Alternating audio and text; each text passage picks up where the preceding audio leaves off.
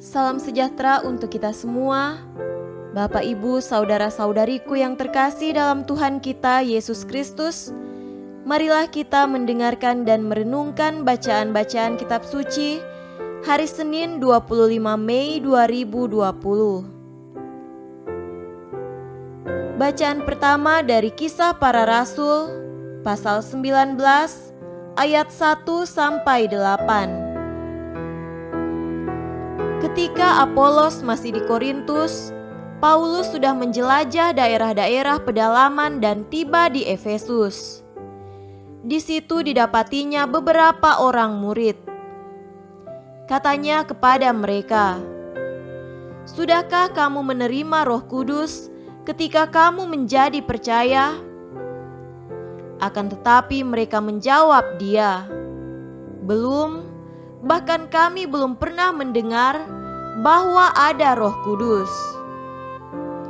Lalu kata Paulus kepada mereka, "Kalau begitu, dengan baptisan manakah kamu telah dibaptis?"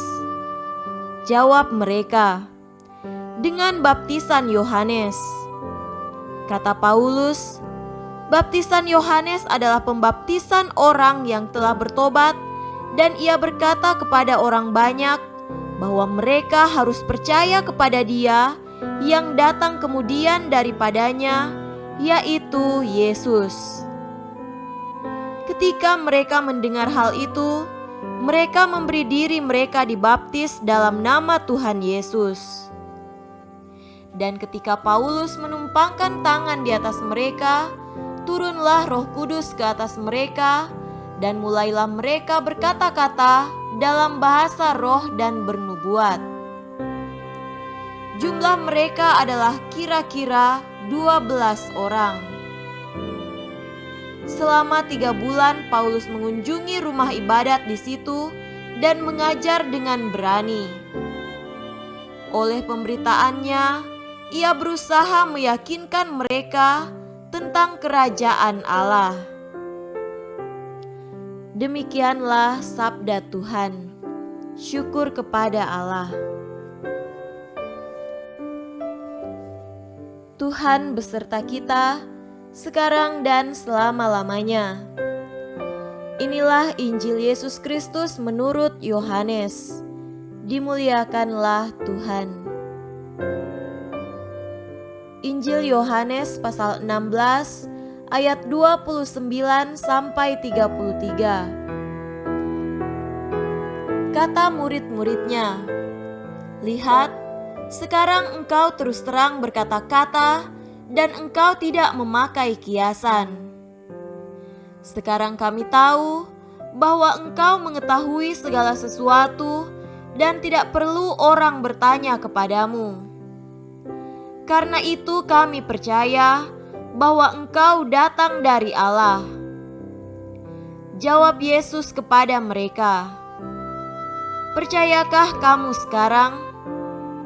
Lihat, saatnya datang, bahkan sudah datang, bahwa kamu dicerai-beraikan masing-masing ke tempatnya sendiri, dan kamu meninggalkan aku seorang diri.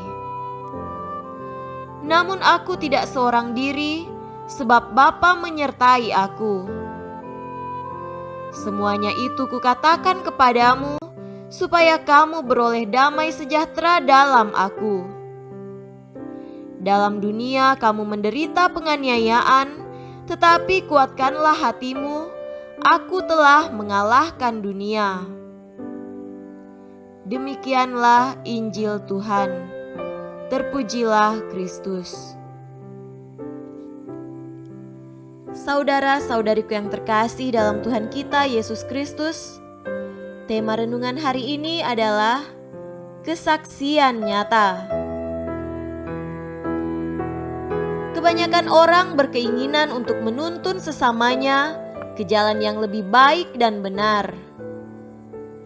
Bahwasanya pekerjaan itu membutuhkan kualitas diri yang cakap dan pribadi yang matang, utuh, dipercaya oleh orang lain. Jika tidak mempunyai kualitas itu, orang lain sulit menerima dengan baik apalagi membawa seseorang ke arah perubahan. Karena orang sekarang tidak melihat bualan saja, namun melihat kesaksian hidup yang nyata.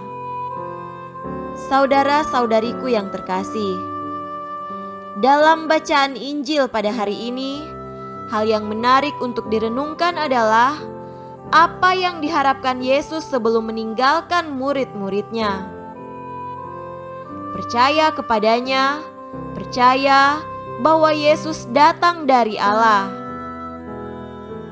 Para murid rasanya sudah cukup mengenal Yesus, sehingga kalaupun masih ada yang tidak mengerti, kiranya itu menjadi bagian dari dinamika pengenalan terus-menerus. Para murid diharapkan menguatkan hati mereka. Hati sebagai pusat pribadi manusia. Teguh berpegang pada Yesus, menguatkan hati untuk menjadi saksinya di dunia ini. Di sini kita bisa melihat bahwa Paulus dipakai menjadi alatnya.